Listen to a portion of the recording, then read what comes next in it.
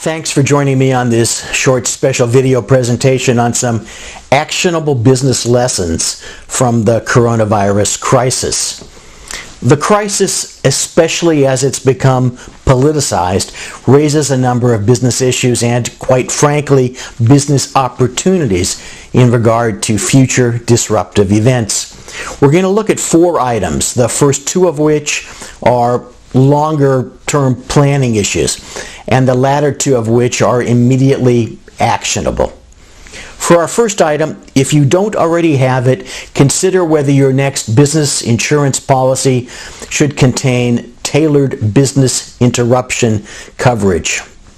In general terms, a business interruption insurance is tied to physical damage to the business's property. Some coverages apply to similar interruptions to a business's customers or to a business's supplier's businesses. Most policies therefore turn on whether or not that damage is physical in nature. It's not overly likely that damage to a practice, say a dermatology office, that can't operate due to either a shutdown order or the inability to perform procedures based on a virus, or due to the fact that the existence of the virus has caused patients to stay away, is physical in terms of physical damage. But there are policies that do cover interruptions due to communicable or infectious diseases and which are not dependent upon physical damage. There's also freestanding communicable or infectious disease coverage. Think ahead to next time, and of course, check your current policy. Let's move on to item number 2. Should there be a crisis component for future hazardous duty working conditions? This is both an intra-group issue impacting your group's compensation plan and, extremely importantly, a new bargaining point to consider in connection with exclusive contract negotiations, that is, in connection with coverage stipend support. There are analogous valuation issues in connection with governmental workers who are exposed to hazardous organisms during the course of their work. In other words, it is possible that a valuation analysis would support a hazardous duty multiplier provision, but it's never going to happen for you unless you push for it in the context of your next negotiation with a facility. Moving on to some immediately actionable issues. Our third point is that I've noticed that some facilities are apparently using the current disruption to make dramatic shifts in contractual relationships. They signal that they need to put strategic discussions on hold, yet appear to be internally speeding up the process, including terminating exclusive contracts and reevaluating stipends.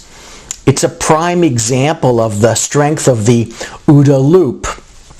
Here on the screen is the abbreviated version of the OODA loop, devised by Colonel John Boyd, whom many widely consider to be the second most brilliant military strategist to have lived, second only to Sun Tzu, the author of The Art of War.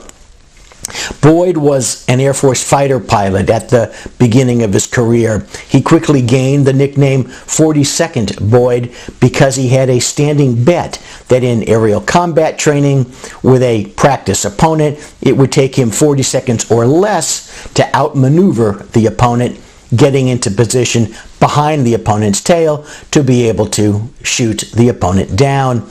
In the years that he flew fighters, he never lost one of these bets. As his career advanced, Boyd began to see that the process that he used and developed in connection with aerial combat, observe, orient, decide, act, OODA for short, was directly applicable to military strategy in general. That same structure has direct applicability in business as well. And now, here on the screen is the more complete version of the OODA loop. The loop is more than a simple progression. There are also internal feedback loops within the larger loop. The power in the OODA loop comes from 2 sources. From the structure itself, that is, from the order of the process, observe, orient, decide, act, and second, as the most important variable, from the pace of cycling through the process.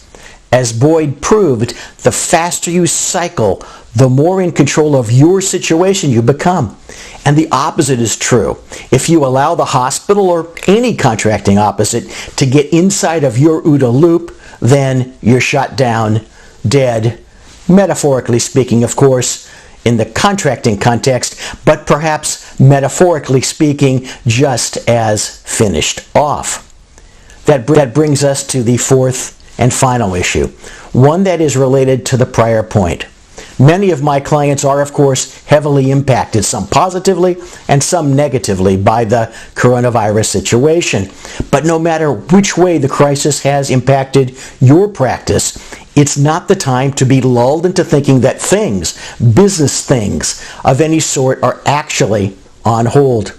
Sooner or later, this crisis will end. You can't lull yourself or even be too busy, too occupied, too concerned with current events to devote time and efforts to strategizing for your future.